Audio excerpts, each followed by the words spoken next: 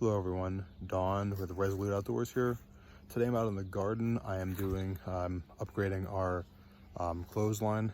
Now our old clothesline, we had two lines on it. One of them did break, so I'm just going ahead and I'm updating both of them, and then I'm adding a third line as well. So I'll kind of go over some of the tools I'm using and what I'm doing. This is a pretty cheap and easy way to get everything done.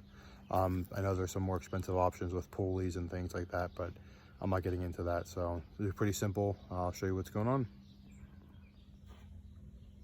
All right, guys. So for what I'm going to do here, I just want to kind of go over some of the tools and equipment I have. First, I have this rope here. This is a clothesline rope from Ace Hardware. It's just like a normal synthetic rope covered with plastic on the outside. You can use, other synthetic rope that's not coated with plastic. This was a little bit of an upgrade I went with. I just wanted to have a little bit more stability and longevity out of it. So, and also I found that with lines like this, your clothes tend to not snag if they need to slide, if you slide them around a little bit on the clothesline. Also, what I'm going to be using is a turnbuckle here. This is about 3/16 inch thick here. It's just a smaller one. Make sure you get one with an open end here, and then a closed end. You could use two open ends. I didn't see any of those at the hardware store, and it's not really necessary, so I just went with this one. I have pretty big hands, but this is a pretty small turnbuckle. It doesn't need to be anything crazy, just enough to give you a little bit more tension in your line.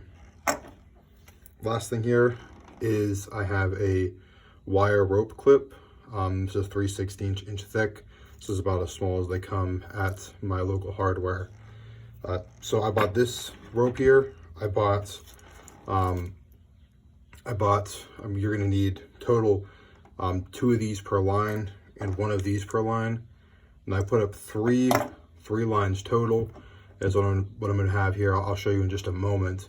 And so for those 3 lines, I needed obviously six of the clips and 3 of the turnbuckles. And then there was adequate rope in this for my distance. There's bigger and smaller packs. I got the bigger one, but the cost altogether was like $20 or so. So pretty affordable, all things considered. Also, what you're gonna need is you're gonna need a screwdriver. Doesn't matter if it's standard or Phillips, but a screwdriver will help. If you're gonna be putting in some eye hooks, which I'll show you those in a moment as well. What I did for those, I didn't include them in the equipment here. Also, just a pair of adjustable pliers here, and then some side cutters. So stick with me. All right, everyone, so this is kind of what we're dealing with here. This old line, it's got a lot of slag in it, or sag in it. Just not a good line overall.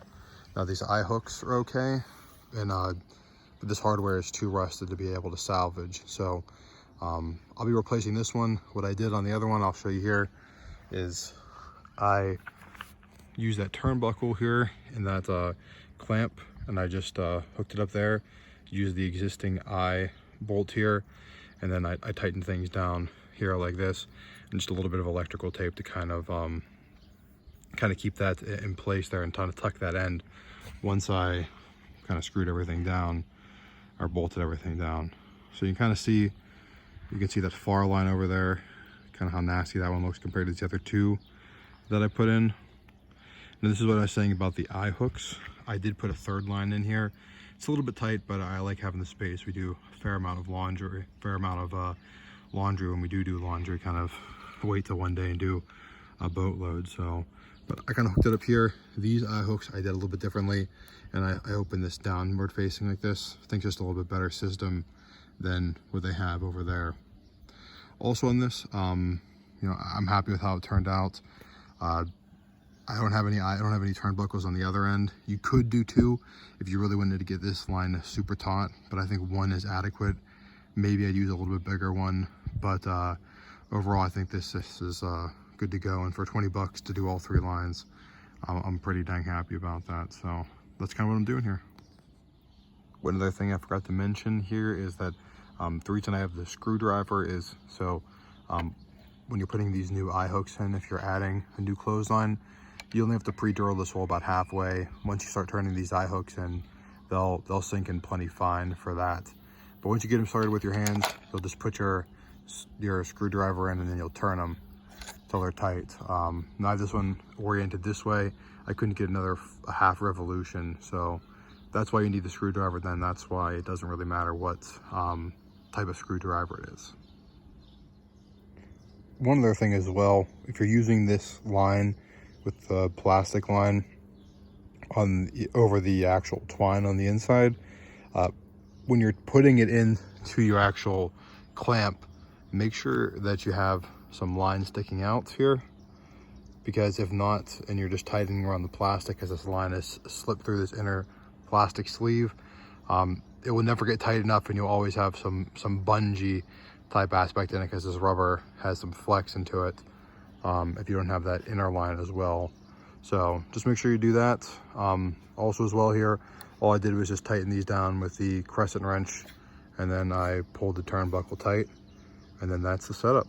So we have all three of these done here. I put the turnbuckles on this side. The other side just has the lines through the eye hook and then through the clamp itself here. So these are a little bit bigger than what I was really needing. These are the smallest ones at my hardware store. So I'd rather be over strong than too weak. So all right, everyone, that's about all I have today. I know it's kind of a pretty basic and simple topic, but I know there's a lot of different ways and a lot of different ways to do it, and a lot of other people have different ways. I kind of just wanted to show you mine. I thought it was affordable and pretty durable, all things considered. So I'd encourage you to, if you don't have a clothesline, to get a clothesline. It's a great way to have, great option to have a way to dry clothes, off grid, if there's ever grid down or emergency preparedness type situation. So thanks for tuning in. This is Dawn with Resolute Outdoors. Till next time, see ya.